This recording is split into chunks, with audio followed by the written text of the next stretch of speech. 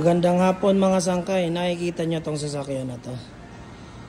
Ito yung sasakyan na design sa atin na smart car, pero meron din pala silang ginawa ang Mitsubishi.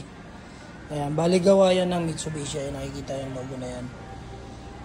Ang cute din, kamukhang kamukha ng smart car. Ito smart car din to pero gawang Mitsubishi. Ang cute to.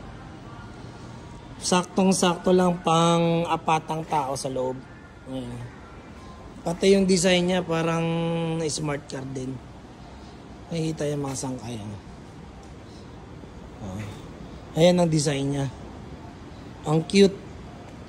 Tingnan natin yung laman sa loob. Yan sa loob, ganun din. Parang pang smart car din siya. Yun nga lang yung niya is pang old school.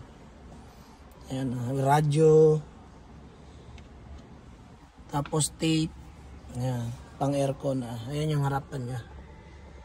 Yung upuan, ordinaryong upuan lang. Pero okay na rin. Magandang design, cute. Pwede ito sa mga maliliit lang na tao.